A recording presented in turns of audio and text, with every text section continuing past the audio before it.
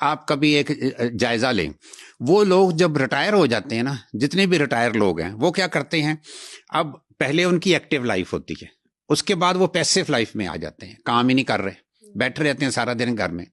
ज्यादा से ज्यादा क्या होता है कि अगर एक मर्द है वो रिटायर हुआ है तो उसकी जो बेगम है ना, वो उसको वो टोकरी दे देती है कि जाओ जाके बाजार से और कुछ नहीं तो सौदा ही ले आओ। बिल्कुल ऐसा। तो ये काफी नहीं है एक्टिविटी। उसका नतीजा क्या होता है, मैंने ये देखा है कि जो लोग रिटायर हो जाते हैं ना, वो फिर बीमार पड़ना शुरू हो जाते हैं, कभी कोई बीमारी कभी कोई बीमारी। तो उससे वो लोग फिर जिंदगी खत्म होनी शुरू हो जाती है उनकी, बहुत से नुकसान उनमें होने शुरू हो जाते हैं, ऑस्टियोपोरोसिस हो जाती है और जोड़ों की दर्दें शुरू हो जाती हैं, और कुछ नहीं तो शुगर की बीमारी हो जाएगी, क्योंकि बैठेंगे तो कुछ ना कुछ खाते रहेंगे, वजन बढ़ेगा तो शुगर होने के भी चांसेस है, ब्लड प्रेशर हाई होने के भी चांसेस हैं। आप ये देखें, जिंदगी की डेफिनेशन क्या है, हरकत। तो अगर आप हरकत नहीं करते तो इसका मतलब आप जिंदगी नहीं जी रहे। आप एक चीज गौर करें, एक और कोटेशन है कि बुढ़ापा कब शुरू होता है, तो उसका जवाब यह है कि बुढ़ापा उस दिन शुरू हो जाएगा जिस दिन आप हरकत करना बंद कर देंगे, चाहे आपकी उम्र 20 साल है, क्योंकि जब आपने हरकत करनी बंद कर दी तो आपकी जो बॉडी की एक्टिविटी है, अंदर का मेटाबॉलिज्म जो है, ये सारा कुछ स्लो हो जाएगा, तो आपके ऊपर बुढ़ापा आ गया। तो ये याद रखें, जो बंदे सारा दिन बैठे रहते हैं ना, वो बूढ़े हो चुके, चाहे उनको अच्छा लगे चाहे बुरा लगे, लेकिन ये है कि अगर बुढ़ापे से बचना है तो जितना ज्यादा अपने आप को एक्टिव रखेंगे, बुढ़ापा उतना डिले होता जाएगा। बिल्कुल ठीक है। तो डॉक्टर साहब एक चीज और बताएं कि जितने भी हमारे ये सीनियर सिटीजन्स हैं, जिनमें मैं ये 50+ वाले लोगों की बात कर रही हूँ, तो इनकी हड्डियों में वैसे भी बहुत दर्द होता है, और इन ज्यादा खौफ सिर्फ इस चीज का आता है कहीं ये गिर ना जाए, कहीं कोई फ्रैक्चर ना हो जाए। उनका लाइफस्टाइल ठीक नहीं होता। जैसे मैं एक चीज और देखता हूँ, बूढ़े लोगों की बात तो चलो दूर की बात है, आप एक चीज नोट करें, जो छोटे बच्चे हैं उनमें दूध पीने का रिवाज नहीं है। अब क्या है, वो चीजें आप नहीं ले रहे जिनमें कैल्शियम और विटामिन डी है, तो क्या होगा, आपके अंदर कैल्शियम और विटामिन डी की कमी हो जाएगी। एक और भी रिवाज है कि सूरज का एक्सपोजर लेना ही नहीं है सिरे से ही, उससे भी बीमारियां पैदा होती हैं। चलना फिरना आपने, एक और जैसे कहते हैं ना कि अगर आप सैर नहीं करते तो फिर क्या होगा। एक कोटेशन है, जिस मुल्क के हॉस्पिटल्स वीरान हैं वहां उनके पार्क्स आबाद होंगे। इसका उलट कर लें कि जिस हॉस्पिटल के पार्क्स आबाद हैं सैर के लिए, उनके हॉस्पिटल वीरान होंगे। तो सैर करने से बीमारियां जो है वो खुद ब खुद खत्म होती हैं। तो ये हरकत करना जो है ना, ये बहुत जरूरी है। एक जो सेहतमंद बंदा है उसको कम से कम मेडिकली हम कहते हैं 3 किलोमीटर रोजाना की वॉक करनी चाहिए।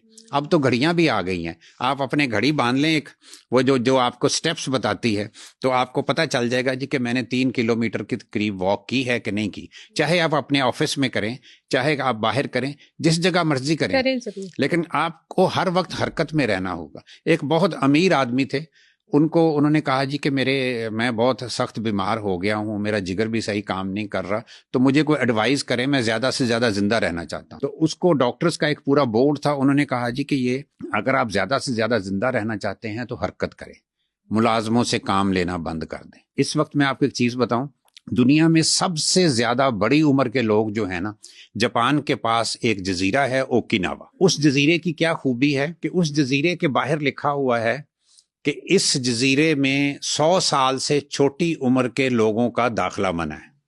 अच्छा। उसमें सारे के सारे 100 साल से बड़ी उम्र के हैं। आप अगर वहां जाती हैं, कोई ऐसा शख्स जाता है जिसकी उम्र 50 साल है, तो वो वहां कहता है जी मुझे यहाँ किराए के लिए एक कमरा दे दो, तो वो कहते हैं जी आप 50 साल बाद आइएगा, अभी आप एलिजिबल नहीं है। बाहर वो उस जजीरे को आइलैंड ऑफ इमॉर्टल्स भी कहा जाता है। अच्छा। कि लाफानी लोगों का जजीरा। बाहर ये भी लिखा हुआ है कि 100 साल से कम यहाँ पे मौत का दाखिला भी मना है। क्यों? कि वहां 100 साल से कम के लोग नहीं है। अब उनमें क्या चीज देखी गई है, वो कहते जी हमारे मुलाजम ही नहीं है, हम मुलाजम खुद काम करते हैं। तो ये खुद हरकत करना बड़ा जरूरी है।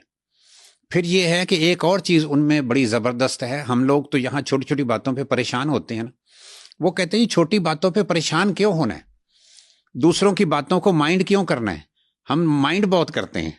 वो कहते हैं जी आप अगर माइंड हमने किस चीज को करना होता है, दूसरे की गलत बात को, तो वो कहते हैं जी कि गलत बात तो मिस्टेक किसकी है, दूसरे बंदे की।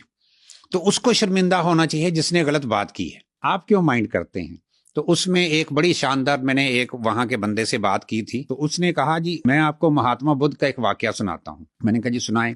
उन्होंने कहा जी महात्मा बुद्ध बैठे थे तो एक उनको नापसंद करने वाला शख्स आया और उनको गालियां देने लग गया। ये चुपचाप बैठे सुनते रहे। उसके बाद उसका गालियों का स्टॉक खत्म हो गया। तो जब वो चुप किया तो फिर उन्होंने उसको बुलाया और कहा जी कि देखो मैं तुमसे सिर्फ एक बात पूछूंगा कि मैं तुम्हें कोई अगर चीज दूं और तुम ना लो तो वो किसकी हुई? उसने कहा जी आपकी हुई, जब मैंने ली ही नहीं। उन्होंने कहा जी आपने मुझे जितनी गालियां दी हैं मैंने नहीं ली, तो किसकी हुई? वो आप की हुई है। तो बात ये है कि हम माइंड करते हैं। देखें किसी ने बात की है, गलत बात की, आप एक चीज नोट करें, छोटी सी गलत बात जो होती है वो 1 मिनट से ज्यादा नहीं होती, लेकिन हम सारा दिन उसको अपने ज़हन में घुमाते रहते हैं। अगर गौर करो तो वो 1 मिनट का कसूरवार तो वो दूसरा शख्स है। जो सारा दिन आप अपने ज़हन में घुमाते रहे उस बात को, उसका कसूरवार कौन है? उसके कसूरवार तो आप खुद हैं। फॉर एग्जाम्पल एक बंदा ऑफिस जा रहा है, ऑफिस जाते हुए उसकी वाइफ ने उसको कोई काम कह दिया, तो वो 1 मिनट की बात है, चाहे वो गलत थी चाहे सही थी, लेकिन हुआ क्या, आप सारा दिन ऑफिस में भी बैठे देखो जी वाइफ को एहसास नहीं है, निकलते वक्त वो ऐसी कोई बात कर देती है, डिमांड कर देती है, तो वो उसको आपने माइंड किया, सारा दिन अपने सर में घुमाए रखा।